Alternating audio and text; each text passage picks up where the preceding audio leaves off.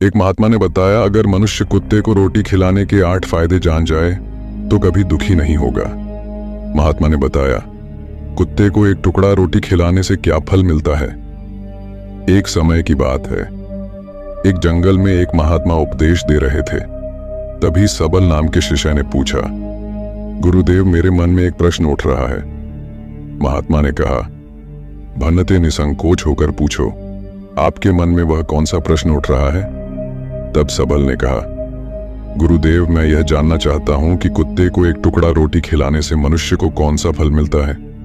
तभी महात्मा ने कहा, भन्नते, कुत्ते को एक टुकड़ा रोटी खिलाने से मनुष्य को 8 फायदे होते हैं तथा जो भी मनुष्य इन फायदों के बारे में जान जाता है उसका जीवन धन्य हो जाता है और उसको जीवन में कभी दुखों का सामना नहीं करना पड़ता है। जो भी मनुष्य पृथ्वी लोक पर कुत्ते को एक टुकड़ा रोटी खिलाता है उसे 8 फायदे होते हैं और वह जीवन भर सुखी रहता है और उसे मृत्यु के बाद मोक्ष की प्राप्ति होती है। महात्मा ने कहा, अक्सर मनुष्य कई मौकों पर कुत्ते का नाम लिया करते हैं। किसी को गाली देते समय भी मनुष्य की जुबान पर कुत्ते का नाम आता है। मनुष्य गाली आदमी को देता है परंतु नाम कुत्ते का बदनाम होता है। तो क्या कुत्ते का जीवन इतना गया गुजरा है।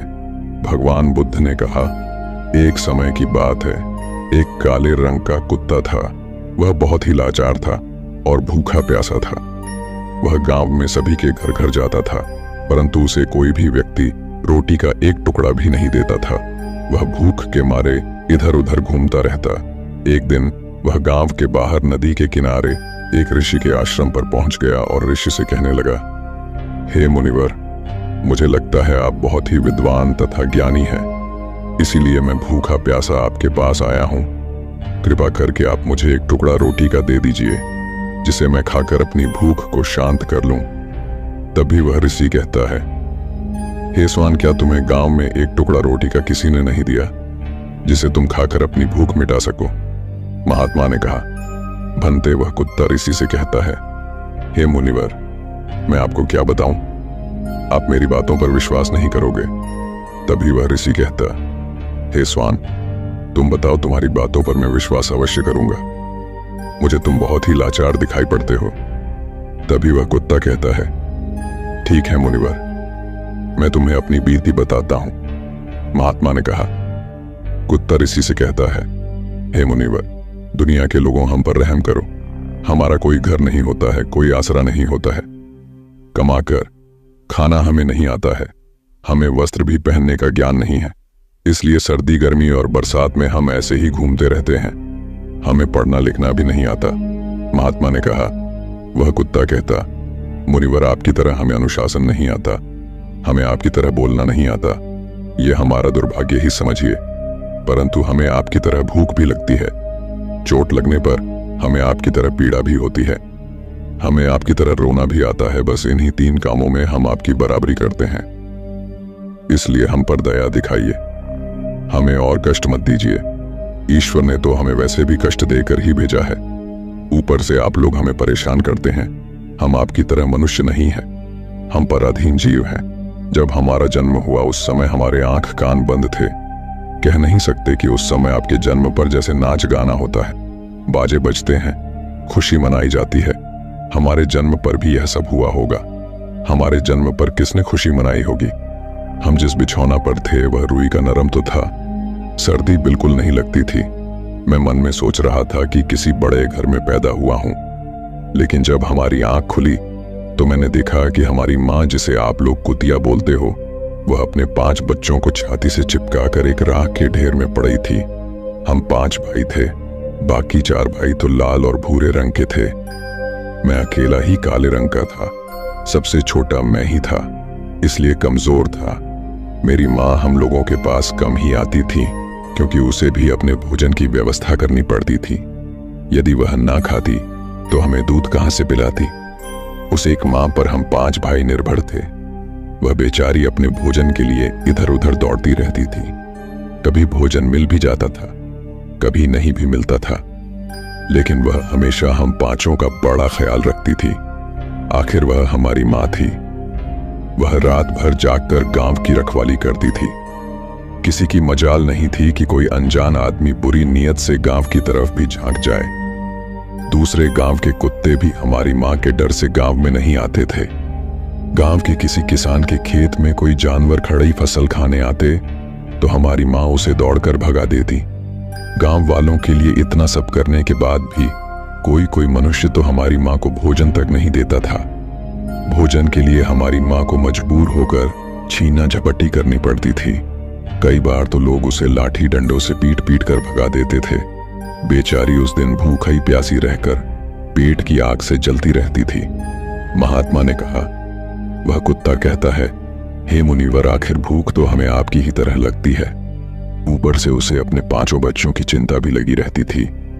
आखिर मां जो थी, भूख उसे चैन से बैठने नहीं देती थी और गांव वालों का भी उसे देखकर हृदय नहीं पसीजता था। तो बेबस होकर उन लोगों के घरों में चोरी से घूमना पड़ता था और खाने की कोई चीज मिल जाती तो उसे खाकर अपने पेट की आग बुझा लेती थी। कई बार तो लोग उसे खाने की वस्तु ले जाते हुए देखते तो लाठी डंडे लेकर उसके पीछे पड़ जाते। कुछ निर्दय लोग तो कई बार उसे घर के अंदर बंद करके पीटते थे। हमारी मां का बुरा हाल कर देते थे। फिर वह कुत्ता ऋषि से कहता है, हे मुनिवर, हमारी मां ने क्या बिगाड़ा था? उसने सिर्फ अपने पेट के लिए भोजन ही तो चुराया था।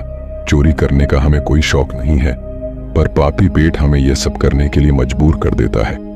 एक दिन की बात है, बड़ी जोरदार बरसात हुई, ओले पड़े थे, ठंडी हवा चल रही थी। उस ठंड में ठिठुर कर हमारे 3 भाई मर गए। उस दिन हमारी मां बहुत रोई थी, लेकिन मनुष्य हमारी पीड़ा को नहीं समझे क्योंकि उसके बच्चे थोड़े ही मरे थे। फिर वह कुत्ता कहता है, हे मुनिवर, अब हम सिर्फ 2 भाई रह गए थे। हमारी मां हम दोनों की अच्छे से देखभाल करने लगी थी। फिर एक दिन उसी गांव में ठाकुर साहब के घर पर दावत चल रही थी और अनेक प्रकार की मिठाइयां बन रही थीं। ठाकुर साहब के घर काफी मेहमान आए हुए थे। हमारी मां कुछ खाने की तलाश में बार बार उधर जाती, लेकिन लोग उसे दुत्कार कर भगा देते थे। किसी को उस पर इतना भी तरस नहीं आया कि एक रोटी उस बेचारी को खाने को फेंक दे। एक रोटी से उनका क्या बिगड़ जाता। मेरी मां बार बार जाती और वहीं खड़ी खड़ी देखती रहती थी। ठाकुर साहब के आंगन में दावत खाने का सिलसिला चालू हुआ। भोजन परोसा जाने लगा। मेरी मां भी वहीं जाकर पूछ हिलाने लगी। खाना परोसने वाला आदमी जब किसी काम से भीतर गया तो मेरी मां दबे पांव रोटी लेने को चल पड़ी। फिर दूसरे आदमी ने मेरी मां को जाते हुए देख लिया तो चारों ओर से लोग चिल्ला चिल्ला कर उसकी तरफ भागे। मेरी मां उनकी चीख सुनकर घबरा गई। 2-3 आदमी लाठी लेकर उसके पीछे बड़ी बेहरमी से दौड़े। मेरी मां वहां से घबराकर भागने लगी, परंतु उसे वहां से निकलने का कोई रास्ता नहीं मिला क्योंकि सामने से लोग लाठी डंडे लेकर आ रहे थे। तभी मेरी मां वहां पर जो लोग भोजन कर रहे थे उनको लांघ कर निकल गई। महात्मा ने कहा, आगे वह कुत्ता कहता है, हे मुनिवर, मेरी मां अपने निकलने पर इतनी हैरान नहीं थी जितनी कि उन लोगों को देखकर हुई थी जो वहां पर दावत खा रहे थे। वह सब उठकर खड़े हो गए। उन्होंने भोजन करना छोड़ दिया और कहने लगे कि कुतिया के लांघ जाने के कारण भोजन भ्रष्ट हो गया है। सब एक दूसरे से विचार विमर्श कर रहे थे कि अब क्या किया जाए। खाना तो सब खराब हो गया। फिर ठाकुर साहब फूट फूट कर रोने लगे। कुछ लोग तो यह भी कह रहे थे कि भाई, कुतिया के लांघने से भोजन खराब कैसे हो गया? उसने खाने में या पतलों में मुंह थोड़ी डाला है, सिर्फ ऊपर से लांघ कर ही तो गई है। और कहने लगे, शहरों में तो लोग कुत्ते को पालकर घर के अंदर सुलाते भी हैं और खिलाते भी हैं, तो इसमें कोई बुरी बात नहीं है। अगर कुतिया लांघ कर गई है तो भोजन खराब नहीं हुआ है। लेकिन उनमें से कुछ लोग बड़े घरों से ताल्लुक रखते थे, उन्होंने एक भी नहीं चलने दी। कह रहे थे कि भोजन तो भ्रष्ट हो गया है, यह हमारे खाने के लायक नहीं है। आखिरकार उन्हीं की बात मानी गई। अब तो वह सारा भोजन गरीबों में बांट दिया गया। उस दिन तो मेरी मां को खूब पेट भर के खाना मिला था। ऐसा सुख उसने जीवन में कभी नहीं पाया था, लेकिन वह सुख उसके लिए बड़ी मुसीबत बन गया। वह भोजन करके वहां आराम से लेटी ही थी। उतने में वह ठाकुर डंडा लेकर वहां आ पहुंचा और उसे बुरी तरह से पीटने लगा। उसे बाहर भागने का भी कोई अवसर नहीं मिल पाया। डंडों की चोट से वह बुरी तरह से चिल्लाने लगी। माँ का विलाप सुनकर पत्थर भी पसीज जाता है, पर उस निर्दय को उस पर जरा भी रहम नहीं आया। वह उसे कठोरतापूर्वक पीटता रहा। माँ का वह सौर पूरे गांव में सुनाई दे रहा था। तब कुछ लोग आए और उसे समझाते हुए बोले, ठाकुर साहब, जाने दो, भूख में तो आदमी की भी बुद्धि भ्रष्ट हो जाती है। ये तो एक पशु है, इसे अच्छे बुरे का क्या ज्ञान। अब इसे मारकर आपको क्या मिलेगा? जो होना था सो हो गया। लोगों के समझाने के बाद उसने हमारी माँ को पीटना बंद किया। माँ ने आकर सारी कहानी हम दोनों भाइयों को सुनाई। हमने सोचा कि कितना कष्ट भरा है हम कुत्तों का जीवन। आदमी एक रोटी के टुकड़े के बदले एक चोर की जितना पीटता है। बेकार है ऐसे लोग जो हम लोगों की पीड़ा को नहीं समझते। महात्मा ने कहा, वह कुत्ता कहता है, हे मुनिवर, एक दिन की बात है, उसी गांव के बाहर एक ब्राह्मण आकर ठहरा हुआ था। उसने अपने भोजन के लिए एक जगह चूल्हा बनाया और उस पर दाल बनाने के लिए रख दी। उसके बाद आटा गोद कर रख दिया। वह वहीं पास में कुएं पर पानी लेने चला गया। इधर कहीं से मेरी माँ भी घूमती हुई वहीं पहुंच गई। उसने आटे को देखा तो सोचने लगी कि शायद इस आटे का कोई मालिक नहीं है। यही सोचकर वह उस आटे को खाने लगी। उधर उस ब्राह्मण ने कुएं के पास से देखा कि उसका आटा एक कुतिया खा रही है, तो वह बड़ा दुखी हुआ। वह बेचारा रोने लगा, क्योंकि वह भी 2 दिनों का भूखा और थका हुआ था। कुछ लोगों ने उससे कहा, अरे ब्राह्मण देवता, इस कुतिया ने तुम्हारा भी आटा बिगाड़ दिया। कल तो इसने ठाकुर साहब की पूरी रसोई बिगाड़ कर रख दी। ब्राह्मण दुखी होता हुआ बोला, भाई, मुझे क्या मालूम था, यह दुष्ट कुतिया मेरे आटे को खाने के लिए घात लगाई बैठी है। ब्राह्मण ने ना आव देखा, ना ताव लाठी लेकर उस कुतिया के ऊपर टूट पड़ा। माँ उस आटे को ठीक से खा भी नहीं पाई थी, पर उससे ज्यादा की उस पर लाठी बरस गई। महीनों तक मेरी माँ लड़खड़ाते हुई घूमती रही। तब उस दिन समझ में आया कि आदमी कितना खुदगर्ज है। हम उसका कोई भी कार्य करते हैं तो भी वह हमें नहीं समझता। आगे वह कुत्ता कहता, हे मुनिवर, हमारी कमी यह है कि हम उन्हीं मतलबी इंसानों के अधीन रहना चाहते हैं जो हमें कष्ट देता है, जो हमें प्यार से खिलाता है। हम उसके कितने काम आते हैं यह उन्हें नहीं पता। उनके घर की रखवाली तो करते ही हैं, साथ ही साथ और भी बहुत सारे लाभ हैं जिन्हें मनुष्य नहीं जानता। महात्मा ने कहा, यदि मनुष्य कुत्ते को रोटी खिलाने के फायदे जान जाए तो अपने जीवन में होने वाले नुकसान से बच सकता है। आज मैं आपको बताऊंगा कुत्ते को रोटी खिलाने के 8 फायदे। मनुष्य को पता नहीं है कि जब भी घर में रोटी बनाई जाती है तो सबसे पहली रोटी गौ माता की होती है और पिछली रोटी कुत्ते की होती है। महात्मा ने कहा, ऐसा ही विधान भगवान ने बनाया था, लेकिन भगवान के बनाए उस विधान को भूलकर मनुष्य अगली और पिछली रोटी स्वयं ही खा जाता है। इसका दुष्प्रभाव उसके जीवन पर पड़ता है। कुत्ता वह प्राणी है जिसको रोटी खिलाने से मनुष्य के जीवन में पड़ने वाले ग्रहों के दोष भी दूर हो जाते हैं। महात्मा ने कहा, कुत्ते को रोटी खिलाने का पहला फायदा, कुत्ते को रोटी खिलाने से शनि का नकारात्मक प्रभाव कम हो जाता है। शनि ग्रह जब अपनी कुदृष्टि डालता है तो हर मनुष्य बर्बाद हो जाता है। जिस व्यक्ति पर उनकी महादशा का आरंभ हो जाता है तो बने बनाए काम अपने आप बिगड़ने लगते हैं और वह मनुष्य आर्थिक तंगी का शिकार हो जाता है। उस स्थिति में व्यक्ति यदि कुत्ते को रोटी खिलाता है तो उस पर शनि का दुष्प्रभाव बहुत ही कम हो जाता है।